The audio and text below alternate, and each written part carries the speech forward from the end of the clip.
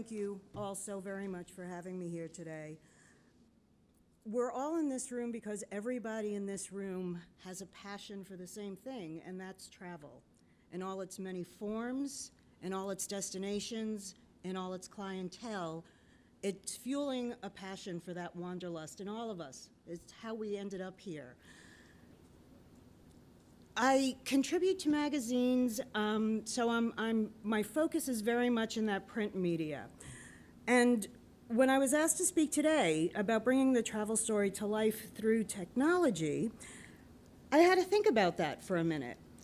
It sounded so much more scientific than I would normally consider it in my own mind. And then I started going through my own pictures, my own posts, my own product, and I realized just how much I was adopting technology into what I do every day without really thinking about it. So when I combine my words with my images, my story changes. My story becomes greater than the sum of its parts. I'm able to appeal on different levels to different people who are looking for different things. So whether it is the word that's grabbing their attention, or the image, or the video, there's more to choose from for these people. And the way I see it, thank you, it allows them to choose what part of a destination is speaking to them. There are some destinations, and certainly the Maldives would be one of them, that is staggering in what it offers, the natural beauty, the reputation, it's iconic. And yet there's so much more to life in these islands than I ever would have dreamed. There is such an abundance of culture. It is so rich with traditions, with different ways to spend one's time. It's a place that keeps unveiling different elements, different facets of itself. And multimedia is a way to express those things that words alone would never be able to do. The difference for somebody who is so used to writing and crossing over into that multimedia could be very intimidating. And my colleagues, people in this room who are so very good at it, really makes you stop and think, as a kind of old school journalist, oh gosh, I better learn this, and quick. And so I did, and I did it the way I learn everything else. I found a class and showed up with a camera and said, show me how to take pictures. So all of the images you see are all my own images that I've emulated to the best of my ability, trying to capture the emotion of a destination. If I can relay to somebody who's looking at that magazine or looking on that site, if I can relay what the air smelled like, what the excitement feels like when you see a shark swim 2 feet away from you while you're in the Maldives, if I can explain the taste of something, the color of something in a way that's going to grab not just their attention, but kind of stir up their curiosity and say, I want them to turn around to their husband or their wife and say, how come we never went to the Maldives? Look at this. That's what we're looking for. And by introducing that multimedia aspect, I'm giving them more ways to do that. It's a powerful tool, and it's one that I don't think, even in a room like this, with people who are pros at it, we've even come close to hitting the pinnacle of what it can actually do and how powerful it actually is. So they call it immersive technology, you know, modern technology, and that sounds so incredibly technical, doesn't it? But that's ironic, because this technology, when it comes to storytelling, in my opinion, is the exact opposite. It's very romantic. It's very emotional. It wakes up an emotion buried deep inside people. It answers questions or poses questions that they might not have realized they had. And it puts your audience in a position. They're not reading about that destination. They're in that story. They are able to put themselves right in that story. And once they envision themselves there, it's really, really hard for them to forget and back their way back out of it. It creates this longing. It creates something that's so incredibly desirable for them. And so to create that reaction, I think you really need to know what's going to motivate the audience that you are reaching out for. And you need to know what your own strengths are. You need to know who your perfect, ideal, as if you had written the role, what your perfect guest looks like for the hospitality industry. And for the editorial and marketing industry, you need to know the same thing so you know exactly where you're aiming. The key is honesty, certainly, authenticity, certainly, validity, absolutely. There are no tricks to this. And with the very affluent luxury traveler, my experience has taught me what they value most is their time. They're not confined to any one place. They're not burdened by worrying about the cost of something, but what they do have at a shortage is time. If they are led to believe that their expectations are here and the reality is they're not going to trust much else. I say, the hotel says, anybody says, it really is something that's valuable. So that honesty has to come through, that just brutal, this is where your expectations. We've heard the term, everybody has heard the term managing the expectations. Nowhere is that more important than with a luxury clientele, mostly because luxury is so incredibly subjective. What is super luxurious to one is not necessarily super luxurious to another.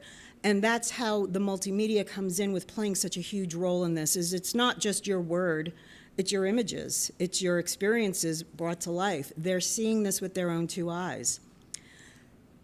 Finances are of no matter, but time is. The relationship between the three, the writer, the destination, and the traveler, everybody benefits from that. Everyone benefits from growing those core expectations. This is what you can depend on. And so the way I like to use technology, and coming back around to what we're talking about today, is I want to tell the story a little more intimately.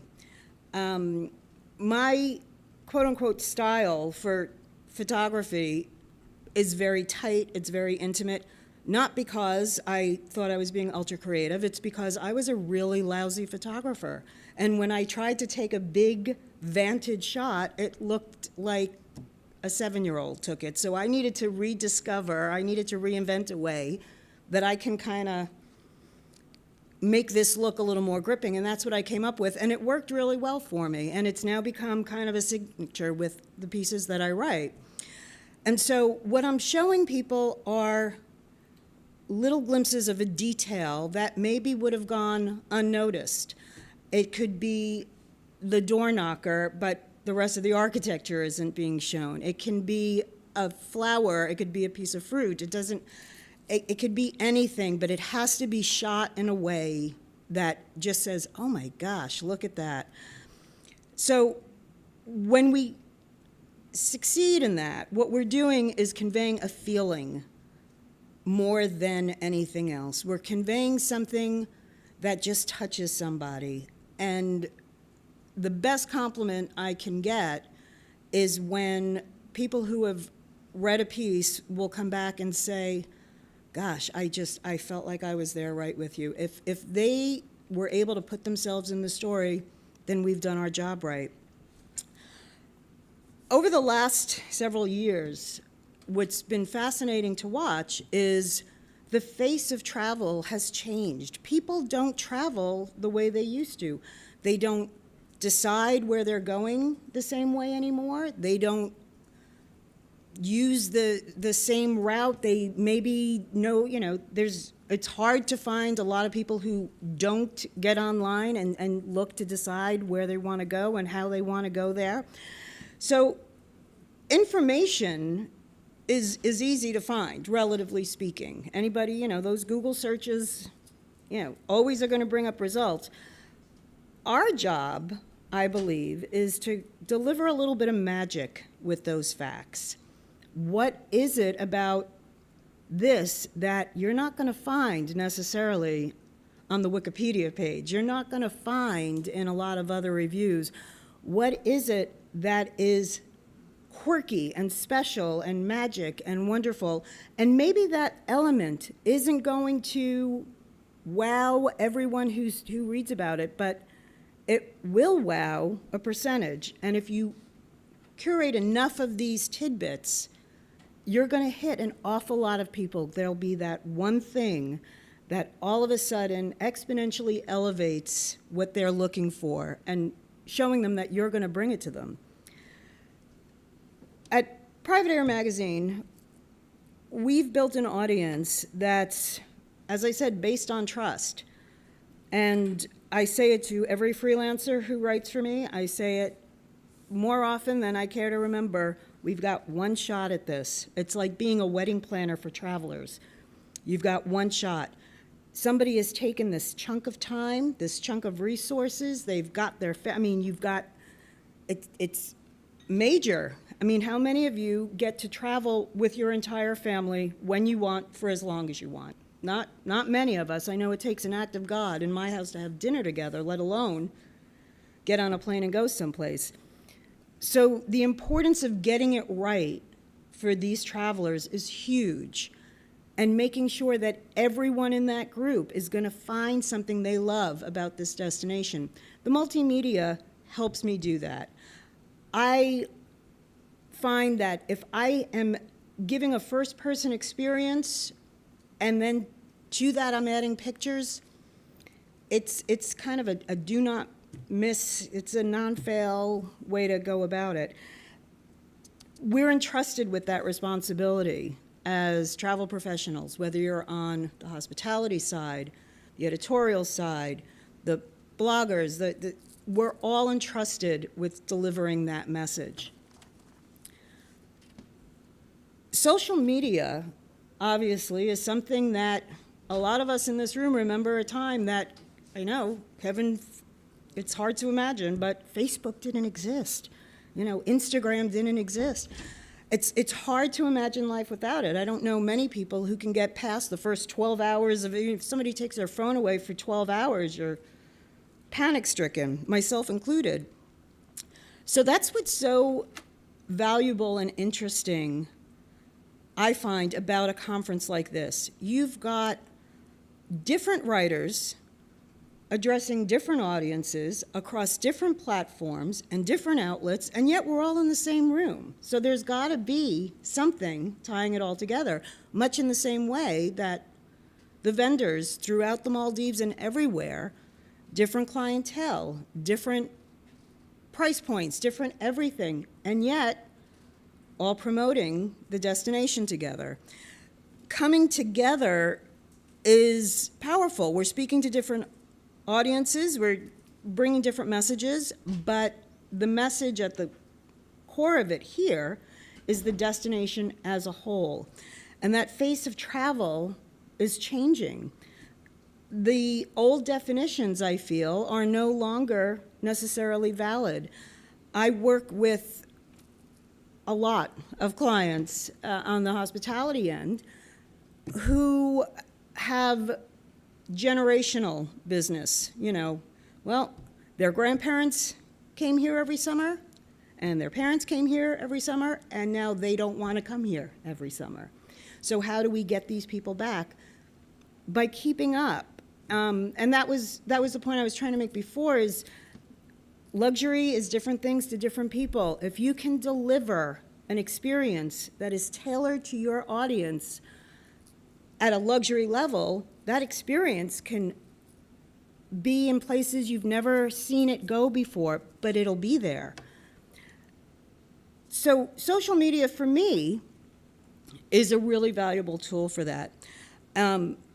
I began using social media, and when I say me, I mean the magazine in general too, predominantly because we had to. You know, it was one of those, we've got to start on this. And so it was used originally to talk about an upcoming piece or to excerpt something. And we kind of grew up with it, and it began to talk about where we were going next, and it began to bring in other information, cultural information, different aspects that maybe the article or the feature that ultimately made it into the magazine wasn't going to have the time to expand upon. But this gave us a forum to give all of those sidebars that we felt were really valuable and we wanted to put out there. This is just more space to put it there. And so as we grew up with this, it became more valuable. It became easier to identify and understand. And it gives the readership a way to take a peek inside our editorial calendar. They know what's coming up. They know where we're going next. It gives us the ability to hear back from them where they'd like to see us go. It really gives us a pulse that we didn't have. And there's so many different ways for a destination and the people who represent it to work with the editors, the magazines, the bloggers.